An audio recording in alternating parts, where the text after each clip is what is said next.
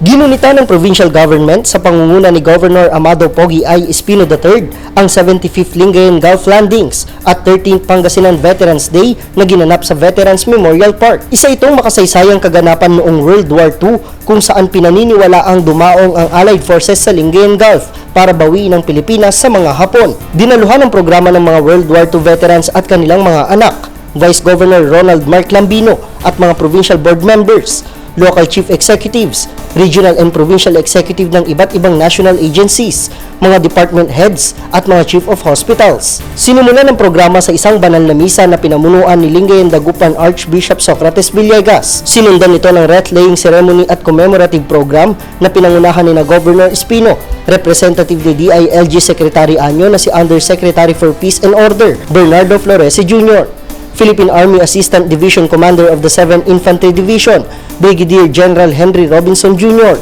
Department of National Defense Undersecretary and Philippine Veterans Affairs Office Administrator Ernesto Carolina, U.S. Army Chief of the Joint U.S. Military Assistant Group Colonel Stephen Ma, Australian Ambassador to the Philippines Stephen Robinson, National Historical Commission of the Philippines OIC Executive Director Carminda Arevalo, University of the Philippines History Professor Rico Jose, Veterans Federation of the Philippines Executive Vice President Raul Urgelo, and Vice President for Operations Commodore Salvador Esguera at mga anak ng ilang World War II veterans. Binigyan papugay naman ng Philippine Army ang mga veterans sa pamamagitan ng 21 gun salute.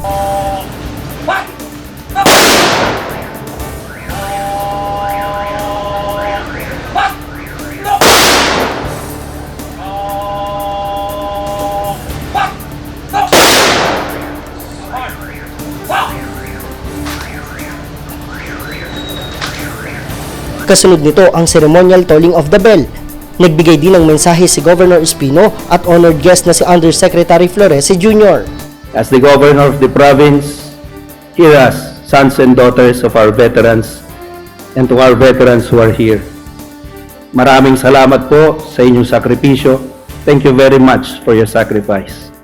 We will promise, I speak in behalf of all the officials here, the provincial government and the LGUs. As the father of the province, our commitment will be never-ending.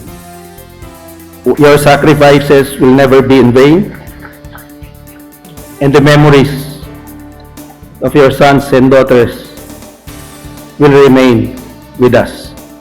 We will continue what you have started, and not continue, but we will also teach.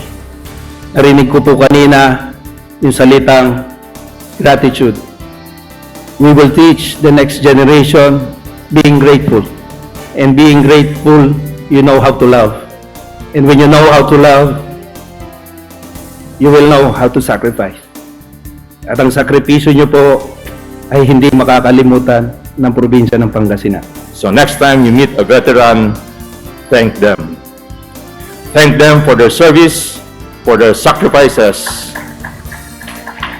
Listen to their stories and ask the songs they used to listen back then.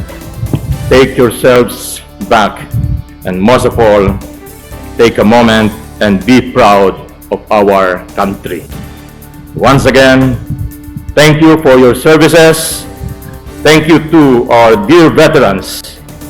Thank you for being such outstanding sons and daughters of your country. Tumanggap rin ang mga veterano ng 75th Lingayen Gulf Landings Commemorative Medallion. Sunod namang inilunsad ang inaugurasyon ng Royal Australian Navy Marker bilang pagbibigay pugay sa mga sundalong Australiano na tumulong sa liberasyon ng Pilipinas. Nagpasalamat naman si Australian Ambassador to the Philippines Stephen Robinson sa pagkilala sa mga Australiano na nakibahagi sa liberasyon ng Pilipinas. We're ever so grateful, we're honoured, we're flattered. There's an enormous bond here between the Australians and the people here in Pangasinan province. It is just so lovely to be warmed and welcomed in such a warm and embracing way. Every year the Australian returned servicemen come here for this commemoration.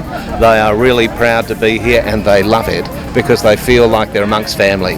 It's really special. Naikwento rin ng isang Australian veteran ang kanilang karanasan noong sila'y makadaong sa probinsya. But there was one interesting fact here in Lingayen when the Allied forces made their landing.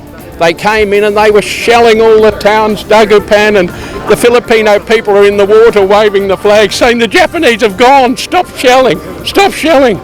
So they did. And the first thing the Americans did when they landed was to put up a hospital on the beach. Naikwento naman ng 102 years old na Filipino veteran na si Private First Class Gregorio Martinez ang kanyang karanasan sa giyera. Dahil sa edad, hirap nang magsalita si Lolo Gregorio. Hindi ko wala. Sa nililal ko, masingal. Mamantalpikal. Sabi niya, dati raw siyang humawak ng 50 caliber machine gun at nahuli ng mga Hapon pero nasagip ng mga Amerikano at nagpatuloy sa pakikipaglaban sa mga Hapon. Ginawaran naman ang piling mga Pilipino veteran ng US Congressional Gold Medal na ipinresenta ni Colonel Stephen Mann ng Amerika, DND Undersecretary and Philippine Veterans Affairs Office Administrator Ernesto Carolina. The United States is deeply grateful for the heroism of our Filipino veterans. Your sacrifices will always be cherished. Your valor and loyalty will always be etched in our hearts. Your tenacious fight for freedom will never be forgotten, and we will forever remain allies for freedom.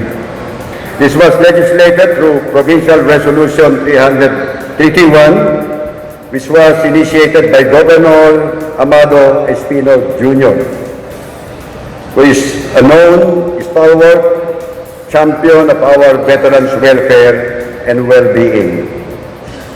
On this note, allow me to commend and congratulate not just Governor Espino and the other leaders of the province, but also the people and most especially the veterans of Pangasinan. Natapos ang programa sa ceremonial salute. Nagkaroon din ng medical mission para sa mga veterans. At pagsapit ng gabi, isang film showing ang inihandog ng provincial government para ipakita ang kabayanihan at katapangan ng mga sundalong Pilipino noong World War II. Lagay ng tao on both sides. May nakuha pa silang machine gun on that side and on this side. Ang sabi ni Terry, at the signal. So they ambushed a Japanese convoy of 200 and there were just 19 of them. Pagdating sa isang lugar nagpaputok.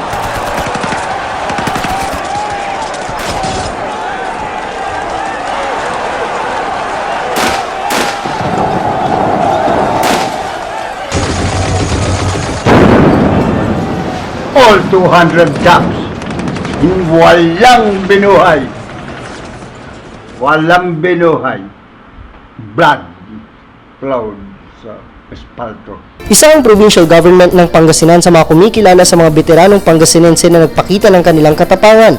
Kaya naman layon ng programa na ibalik sa mga veterano ng World War II ang kanilang mga nagawang sakripisyo para sa bansa. Para sa Capital News TV, Edward Quinto.